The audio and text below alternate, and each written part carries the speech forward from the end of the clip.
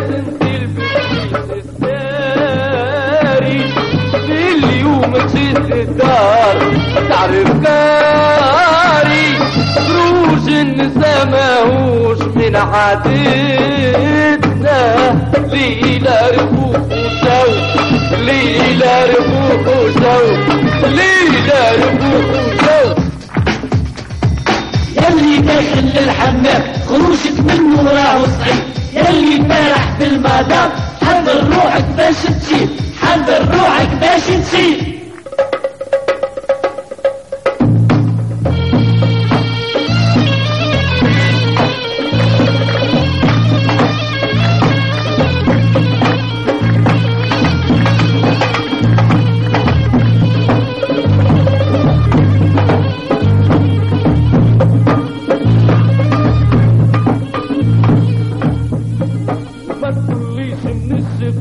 علاش تقولي توا نعمل فيها فضيحة توا نعمل فيها فضيحة نوسع في بالي معاك وكي تحكم لي ترصي لك تاكل تريحة ترصي لك تاكل تريحة يسيب الاحسار ابوها يبكي خلي علاش الطفلة تمرش فيها علاش الطفلة تمرش فيها انا اخوكم كشطة وربط خفوا عليا ماشي خلي تقعد فيها ماشي خلي تقعد فيها عرفت الخارجة ما تعرف كان كلمتها المكياج واللبسة ورقص على ما دونها عملت لي هرجة يا خويا شنو الاحوال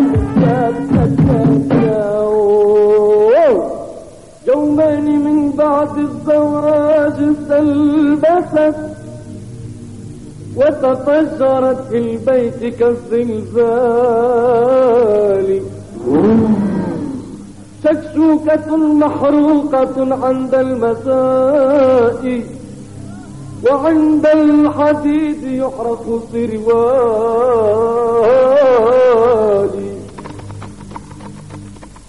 راجعي الحوزوبية يكفي غفرات يمربح القضية والغصة وفات راجعي الحوزوبية يكفي غفرات يمربح القضية والغصة وفات ولعلي السهية والوقت الخان فتكون معصوبية